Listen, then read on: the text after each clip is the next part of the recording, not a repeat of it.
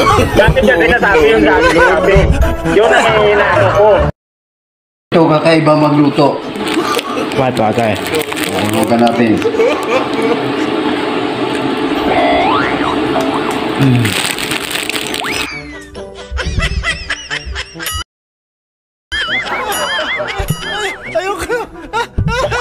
Dati siya sinasabi yung sabi.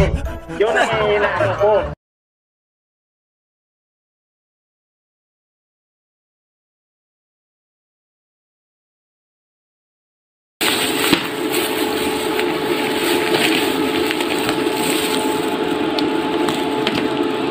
Galing ibang bansa kasi yan eh.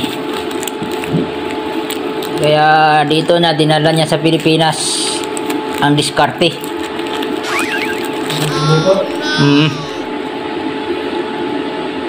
Yan, tinuturo niya sa akin kung paano. Medyo nahirapan siya ng konti pero kaya daw. Yan. Bola lang yan. Hira ulo. Sukatin. Oh. Ilan? Tres. Tres. Okay. Tama.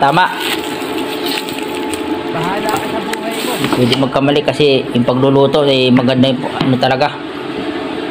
Ganun kasi sa ibang bansa. Kung nila ginagayat ang gulay, sinusukat mo na. Tsaka nasa hulog. Sige nga, subukan mo. Luluhin mo yan. Yun, tumatama oh. Okay. Okay siya. Marami pa yan oh.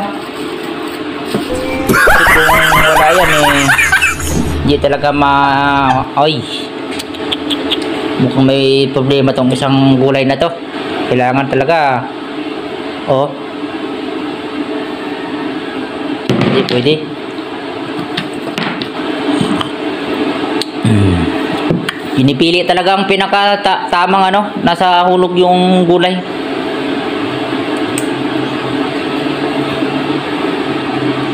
Ay.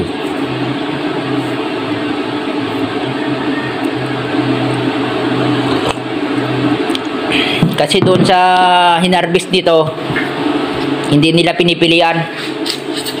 Kaya dito talaga yun mismo sa nagluto na.